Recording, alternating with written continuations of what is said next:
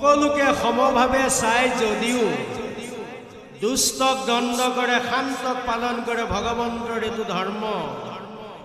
যদি এজন দুষ্ট প্ৰকৃতিৰ লোকক তেওঁ যদি দণ্ড বিধান নকৰে, তেওঁৰ পাহাৰ সদৃশ পাপ হ'ল আৰু পাপবিলাক তেওঁ ৰাখিব ক'ত?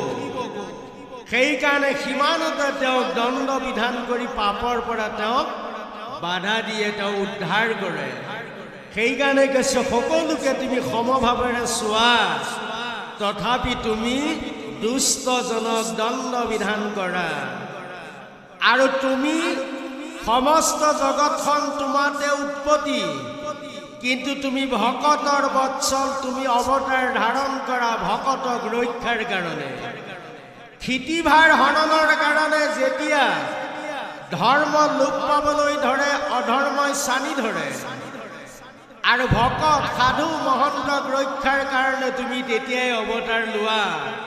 কিন্তু তোমাৰ অৱতাৰ লোৱা প্ৰধান কাৰণ হ'ল ধৰ্মক স্থিতি কৰা, ধৰ্মক নাশ কৰা আৰু সাধু সন্তসকলক ৰক্ষা কৰা। ইয়ে হ'ল ভগৱন্তৰ কলিৰ ধৰ্ম।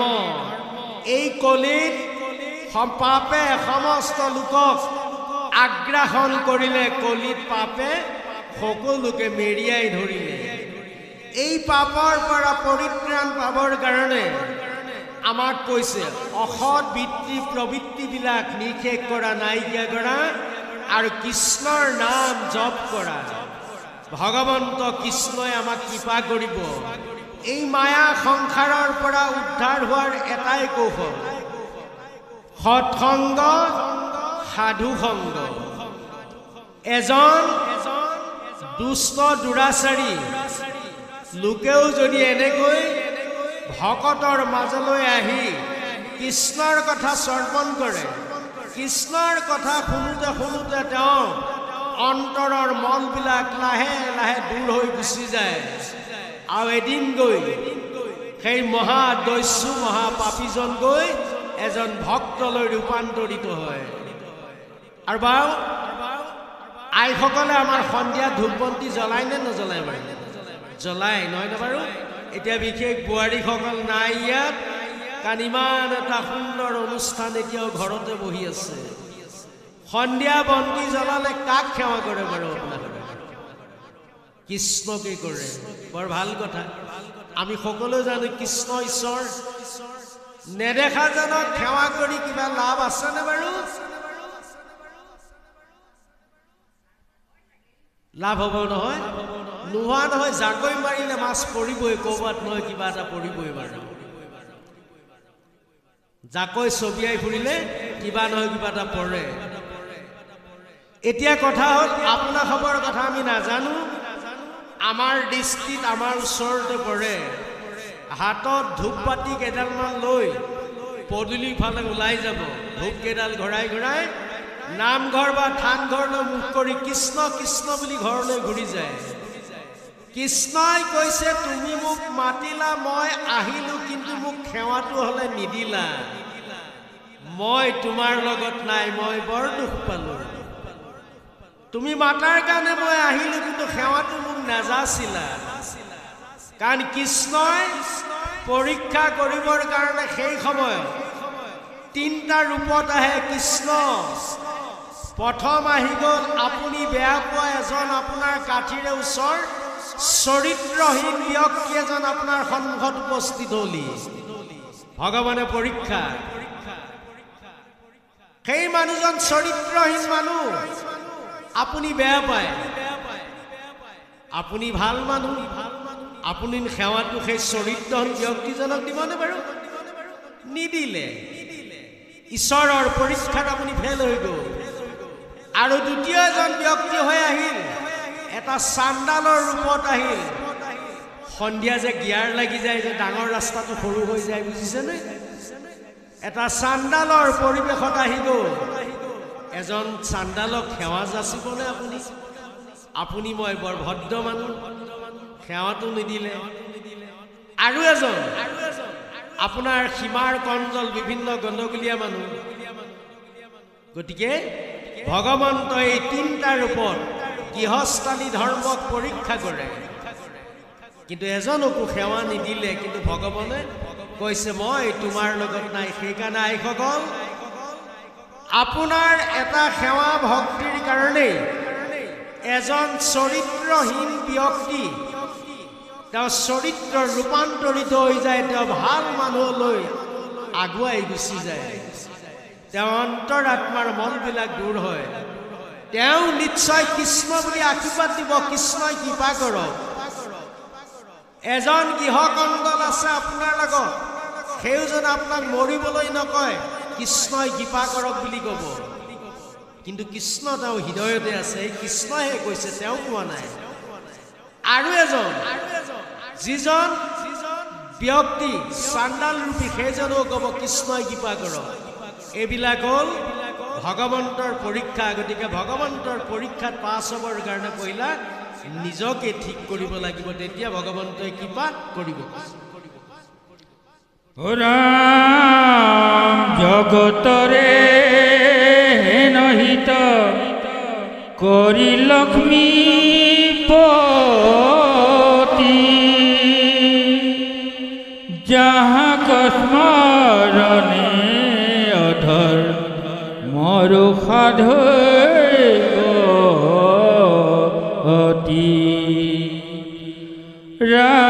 রামীশ্বর রূপে জগতকে আশা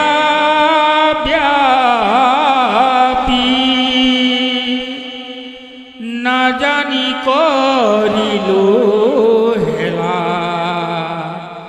মই মহাপাপী রাম ইতু চিৰি মদে পুপ কৰিলে অন্ধ তোমাৰ ব্ৰজক কৰো মাৰে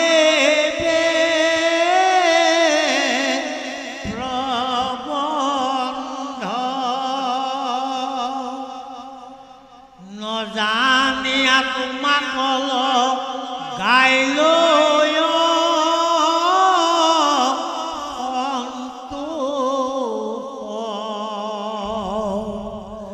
খবেও কমই পাত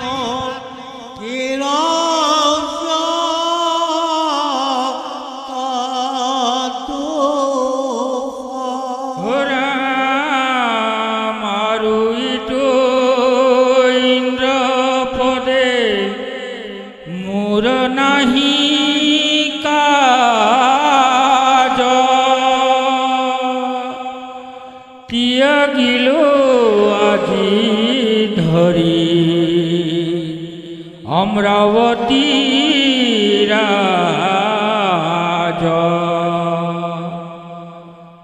और जुनो दुनाय हुए हेन दुष्ट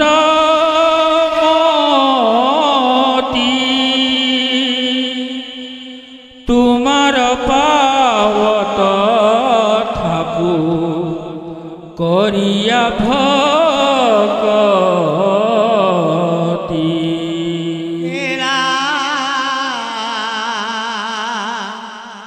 পৃথিৱীৰ খন্দিবাক লাগে ভাৰ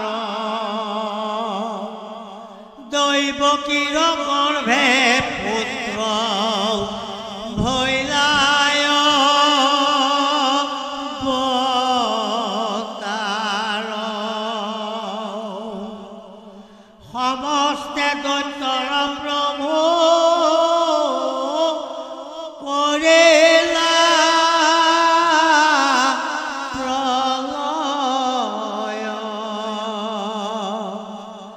ভকত জনক দিবা পৰম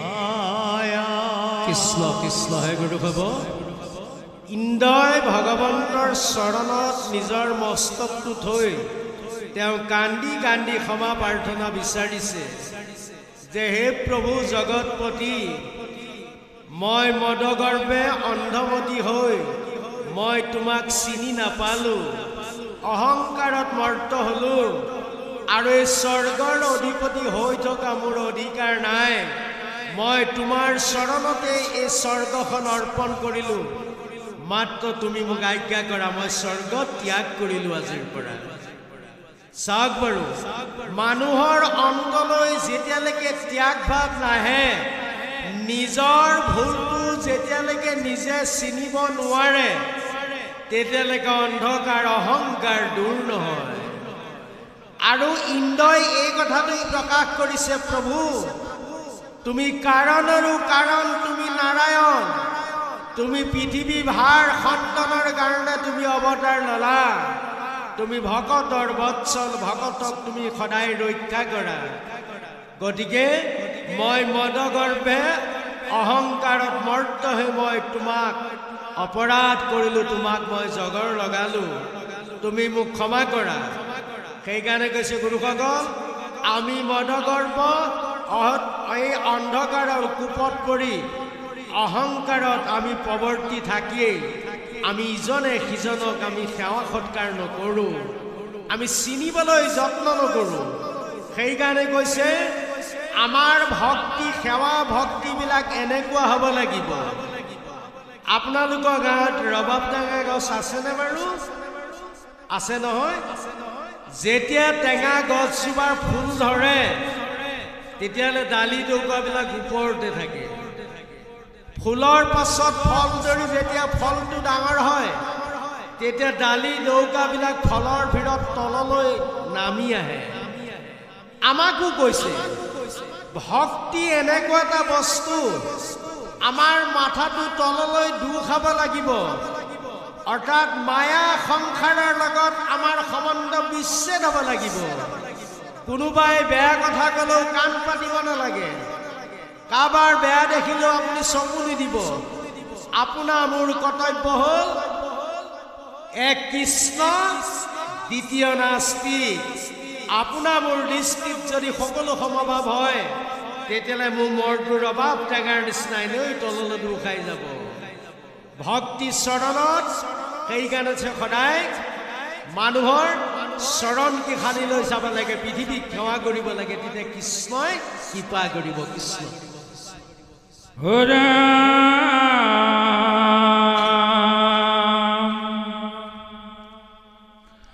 হেন জানি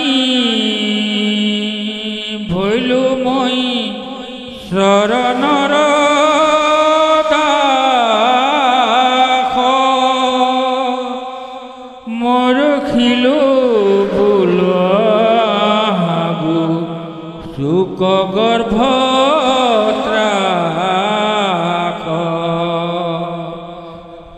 নমো যদুপতি কৃষ্ণ পৰি কৰো সেৱ পৰম পুৰুষ তুমি বিনে নাহি কেৱা ৰাম নিত্য নিৰঞ্জন শুদ্ধ আনন্দ স্বৰূপ ভকতৰ যেন ইচ্ছা তেনে ধৰা ৰূপ নহি পৰিচিন্ন সকলোৰে অন্তৰ্যামী ভকতি প্ৰসাদ মাগো তোমাক প্ৰণামী রাম দেখিও ক প্রভু মই কেন আয় বুধ মঘ ভঙ্গ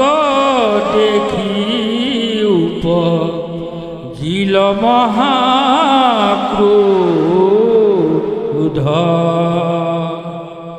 তোমার যত লগাই লুহুত পাত বধিবাক মনে করি লুহু বৃষ্টি পাত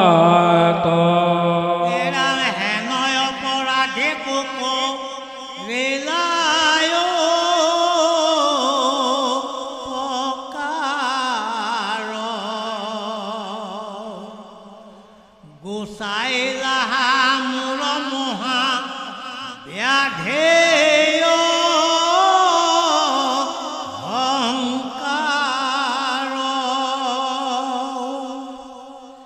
আবে ভৈল পরময়ে সরপরে পাপী কপ্রসাদ কিনু দিলাকে পাম কৃষ্ণ কৃষ্ণ হে গুৰু বাব ইন্দ্ৰই নিজৰ অহংকাৰবিলাক নিজকে নিজেই তেওঁ বুজি পাইছে মদ গৰ্ভ হৈ এই ঘোৰ অন্ধকাৰত ইন্দ্ৰ জীয়াই আছিলে পূজাভাগ নোপোৱাৰ কাৰণেই ইন্দ্ৰই ভগৱন্তৰ ভকতসকলৰ ওচৰত মহা অপৰাধ কৰ্ম কৰিলে শেষান্তৰত ইন্দ্ৰই বুজি পালে যে এওঁ কোনো নহয় এই ভকতৰ ৰক্ষণাবেক্ষণ দিয়া এই পৰম পুৰুষ জগতৰ ঈশ্বৰ গতিকে ভগৱন্তৰ চৰণত আহি নিজ মদগৰ্ভ অহংকাৰবিলাক তেওঁ ত্যাগ কৰিলে কাৰণ পাপীজনে নিজৰ আত্মাই যেতিয়া নিজেই স্বীকাৰ কৰে কথাটো ভুল বুলি যেতিয়া বুজিব পাৰে তেতিয়াহে তেওঁ পাপ খণ্ডন হয় ঠিক তেনেকৈ ইন্দ্ৰই এইটো প্ৰকাশ কৰিছে তুমি অৱতাৰ লোৱা ভকতে তোমাক যি ৰূপতে বিচাৰে তুমি সেই ৰূপতে ভকতৰ ওচৰলৈ অহা তুমি নিত্য নিৰঞ্জন তুমি চিৰন্তন সত্য তোমাৰ বাহিৰে সকলোবিলাক অসত্য কাৰণ প্ৰভু তুমি মোক যে কৃপা কৰিলা বহু ধন্য মই কৃপাৰ প্ৰাৰ্থী নহওঁ কৃপাৰ যোগ্যই হ'ব নোৱাৰোঁ তথাপিতো মোক তুমি কৃপা কৰিলা প্ৰভু তুমি অনাথৰো নাথ সমস্ত জীৱৰ গৰাকী এই সমস্ত জগতখন তোমাৰ অধীনতে আছে সৃষ্টি স্থিতি আৰু প্ৰলয় তোমাৰ ইচ্ছাতে হয় গতিকে হেন কৃষ্ণক সেৱা নকৰি আমাৰ লোকসকলক কৈছে যদি আমি অন্য সেৱা পূজা কৰিব লগা হয় তেতিয়াহ'লে এই জীৱই গৈ এদিন দুখ কষ্ট ভুঞ্জিবই লাগিব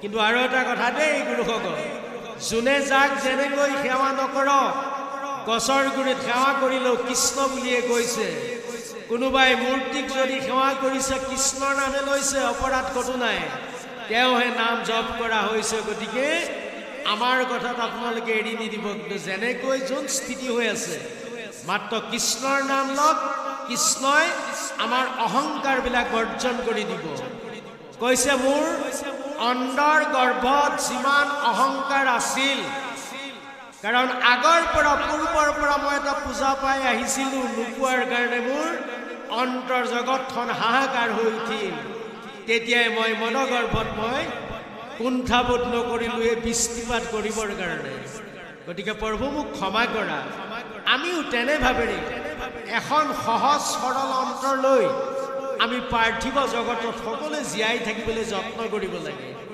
কাৰণ যিদিনা মই বুজি উঠিম এই দেহটো মোৰ নিজা দেহ নহয় এইটো কাৰোবাৰ অৱদান তেতিয়া মই দেহটোক লৈ অহংকাৰে নকৰোঁ অহংকাৰৰ কাৰণেই থাকিব নোৱাৰে তেওঁ যেতিয়ালৈকে ৰাখে ইচ্ছা কৰে ৰাখিব পাৰে আৰু যিদিনা তেওঁ গুচি যাব সেইদিনা দেহটোক তেওঁ বিনাশ কৰি পেলাব সেইকাৰণে অহংকাৰ নকৰি শুদ্ধভাৱে কৃষ্ণৰ সেৱা কৰিব লাগে কৃষ্ণ